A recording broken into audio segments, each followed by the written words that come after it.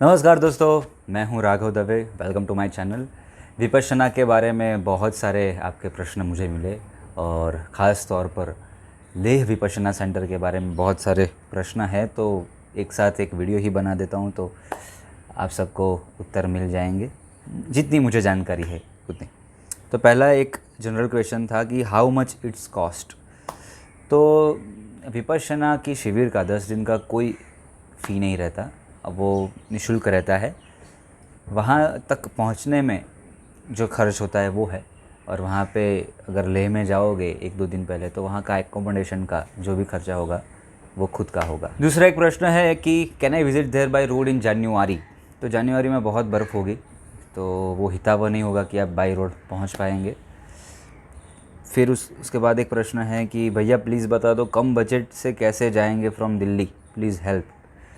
अभी कम बजट में तो एक आपके पास ऑप्शन है कि बाई रोड जाओ आप, या तो बस कर लो या तो शेयर्ड टैक्सी है, वैसे ही सबसे सस्ता तो पड़ेगा, चल के तो जा नहीं सकते। और एक प्रश्न है कि भैया कोर्स हिंदी लैंग्वेज में है या हिंदी में है और इंग्लिश में, दोनों में है। How to reach there from Pathankot, I am from Gujarat.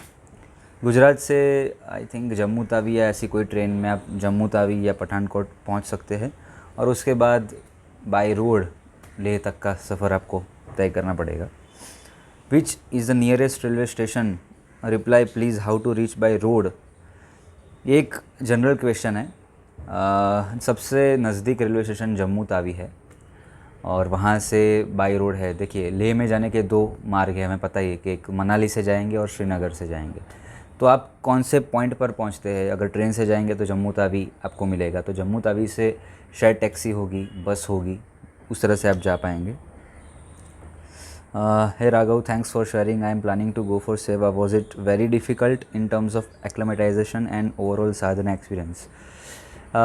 इसके बारे में मैंने एक अलग से एक वीडियो भी बनाया है, पर साधना तो 10 दिन की जो है, मौन रहना है, अपने जो मोबाइल वगैरह है उससे दूर रहना है, तो वो दिक्कत आ सकती है क्योंकि आज हम सब मोबाइल से ही गिरे हैं, रील से गिरे हैं, तो एकदम से स्विच ओवर करना थोड़ा मुश्किल हो जाएगा। तो इसके पहले एक्लेमेटाइजेशन बहुत अच्छा एक प्रश्न है कि अगर जैसे कि आप जा रहे 1 अगस्त से 10 अगस्त तक, तो I think you should be reach there by 27th और 28th। 3-4 दिन या 2-3 मिनिमम 2 दिन तो रहना ही चाहिए वहाँ पे। आप शिविर शुरू करो उससे पहले, ऐसा मेरा मानना है।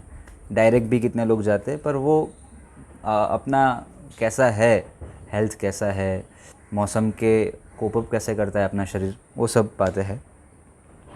और ओवरऑल साधना एक्सपीरियंस तो सब्जेक्टिव, बहुत पर्सनल है, पर पहले एक बार एक्सपीरियंस करना ही चाहिए जिससे हम अपने मन से रूबरू हो पाए।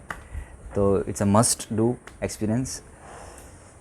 और एक प्रश्न है, hi brother, I am planning to go for Vipassana for second time, can you please tell me if there is a car parking in a campus available if I come to Ladakh in my own vehicle.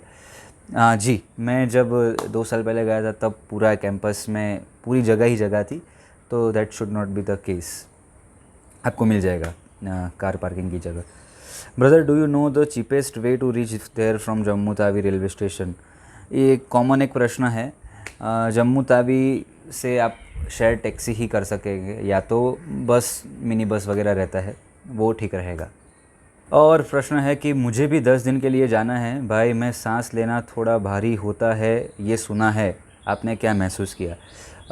To be very honest, मुझे ऐसा कोई प्रश्न नहीं आया था कि सांस, लेह में पर्टिकुलरली मैं ऊपर गया था पैंगोंग में, तो थोड़ा सांस में नहीं पर ओवरऑल थोड़ा मोशन सिकनेस वगैरह ज़्यादा होता है क्योंकि बहुत पतली हवा है और बहुत ऊपर है।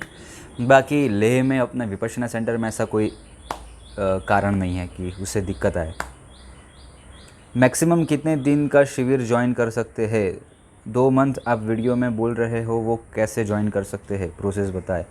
आई थिंक ये 2 मंथ वाला तो आप अगर डेडिकेशन से विपश्यना के साथ जुड़े हैं तो वो शायद 1 बार, 2 बार, 3 बार 10-10 दिन का शिविर किया है तो फिर आपको शायद ऐसा चांस मिलेगा। मुझे भी इसके बारे में बहुत जानकारी नहीं है, पर जो रेगुलरली सेवा करते जाते हैं, फिर वो लोग के साथ रेपो बनता है और फिर वो लोग ऐसे 2 महीने तक रह पाते होंगे, ऐसी मुझे जानकारी है। और है एक प्रश्न, भी लेटेस्ट प्रश्न है। I am from Nashik Maharashtra, I was planning for ले Dhamma 10 days at Vipassana centre, could you please suggest me the best way to go, cheapest way without flight. तो ये एक कॉमन प्रश्न है कि सबको चीपेस्ट वे में जाना है और कैसे जाए। अगर एक सेंटर पकड़ता है कि मुंबई है या गुजरात है, तो वहाँ से काफ़ी सारी ट्रेन्स अवेलेबल है। तो आप जैसे कि नासिक से, तो नासिक से डायरेक्ट जम्मू की ट्रेन है, वो देखना पड़ेगा। अगर नहीं है तो पहले मुंबई या दादर से तो बहुत सारी ट्रेन है, जम्मू तावी एक्सप्रेस वगैरह है। तो आप एक सेंटर पर पहुँचो, या तो जम्मू तावी पहुँचो, जम्मू पहुँचो या श्रीनगर पहुँचो, और वहाँ से आप बस से या शेयर टैक्सी से, वो शायद 5-1 हज़ार रुपये के आसपास शेयर टैक्सी में पड़ता है, ऐसा मैंने भी अभी जस्ट जानकारी पाई है।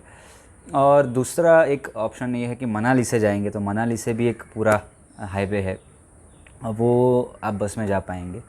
सेम टैक्सी तो अवेलेबल है, पर चीपेस्ट वे अगर आपको देखना है तो यही है। पर मेरी राय ऐसी है कि आप जब भी जाए, तो ये तो ऑप्शन है ही, पर एक ऐसा हो सकता है कि मुंबई से लेह की डायरेक्ट एक फ़्लाइट है, वो अगर आप 5-6 महीने पहले कराएंगे तो बहुत कॉस्टली नहीं होता, अराउंड 5-6 हज़ार या 7 हज़ार के आसपास ही होता है, जो टैक्सी का भाव है जम्मू से या श्रीनगर से लेह का। तो अगर मुंबई से या बेंगलोर से या दिल्ली से या अहमदाबाद से आपको डायरेक्ट नहीं तो एक दिल्ली या कहीं पे होल्ड करके भी आपको फ़्लाइट मिलती है, तो वो ऑप्शन बेहतर है। 6 महीने लेट जाए, थोड़े पैसे इकट्ठे करके जाए, पर flight is a better option, क्योंकि आपको क्या है, 2-3 या मैक्सिमम 8 घंटे में अगर हॉल्ट है तो आप एक दिन में लेह पहुंच जाएंगे। 2 दिन आराम की करिए, आजू बाजू घूमना है तो घूमिए, और फिर आप अपनी साधना शुरू करें। ऐसे ऑप्शंस है, पर ये व्यक्तिगत पॉइंट ऑफ व्यू है कि आप कैसे पहुँचे। पर आप अगर देखें कि आपको अगर टाइम बचाना है, अगर आप नासिक या मुंबई या अहमदाबाद से निकल रहे, तो अगर बाय रोड जाएंगे, बाय ट्रेन जाएंगे, तो एटलीस्ट 3 दिन आपको पहुंचने में होंगे ले। तो आप ये समय बचा सकते हैं, ये भी पैसा तो उतना ही जाएगा जितना फ़्लाइट से जाएंगे। I think flight is a better option.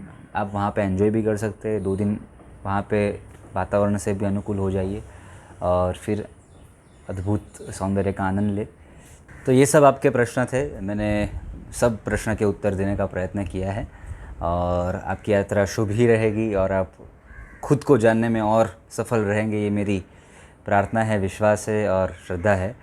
आप बहुत मज़े करिए और फिर वापस मिलते हैं। जय हिंद, जय भारत।